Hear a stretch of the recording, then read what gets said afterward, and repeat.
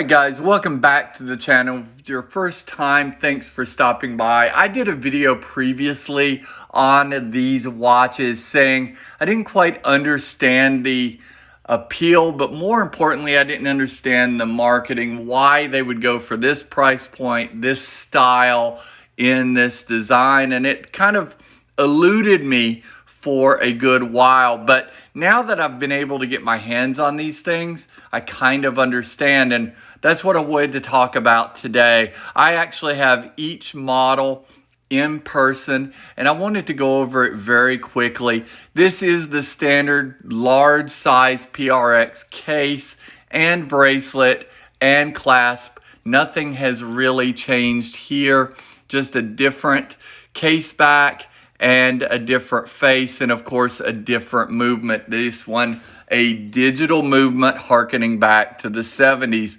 And while I didn't understand the price point prior to getting these in hand, I sort of understand it now. These are very high-end feeling watches. Yes, they're quartz pieces like a Casio, like a Timex, but they don't feel like a Casio or a Timex. And I should say, I love Casio, I love Timex, I have a few of each.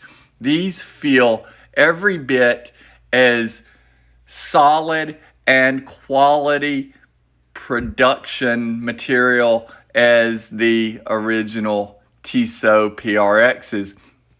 And in some ways, even better.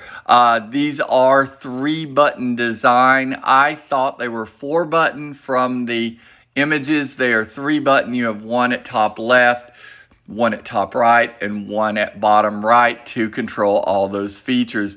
We are looking at the gold on gold. This is a gold-plated version with a gold, I guess you would call it a dial. It's actually the dial surround.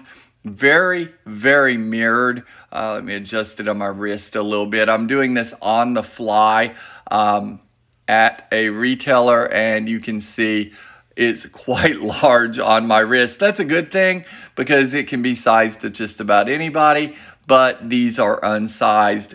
Here is the stainless version, the same PRX stainless bracelet and case as the quartz PRX large size, but you now have the 3 pushers and this black surround or black dial feature, which I think is my favorite. It's very 70s-esque, but with a modern flair. And again, much higher quality visually and feel. These feel very nice. They don't feel rattly like some Casios, but they still have that sort of whimsy to them of that quartz timepiece.